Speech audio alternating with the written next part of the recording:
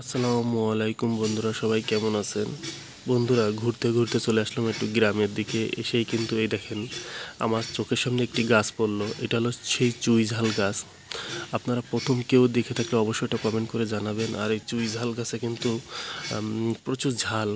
আর দ্বিতীয় কথা হলো, এই চুই ঝাল গাছ কিন্তু আপনার মাংসে ব্যবহার করা হয়, মানে তরকারি, মানে মাংস রান্না করলে, তারপরে মুরগির রোস্টে, তারপরে বিভিন্ন খাবারে কিন্তু আপনার এই চুই ঝাল গাছ, চুই গাছের এই ডাল ব্যবহার করা হয়।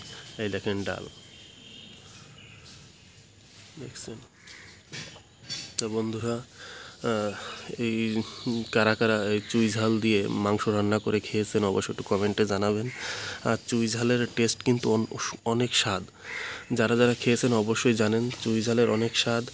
আর যারা খাননি অবশ্যই খাবেন। বাজারে গেলে চুই ঝালের কথা বললে আপনাদের দেবে। এবং মানে 100 গ্রামের দাম 50 টাকা বা 30 টাকা দাম। 100 গ্রাম 500-600 টাকা কেজি মানে চুই ঝালের।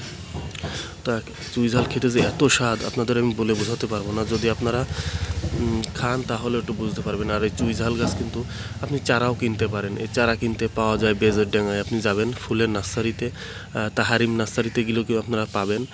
আর তাহারিম নার্সারিতে যে আমার কথা বলবেন যে ইব্রাহিম ভাইয়ের ভিডিও দেখে আসছি ইউটিউব থেকে, অবশ্যই আপনাদের কাছ থেকে দাম কম নিবে, বুঝছেন। আর এই গাছ দেখেন, এই যে চারা কিনে এনে লাগানো হয়েছে।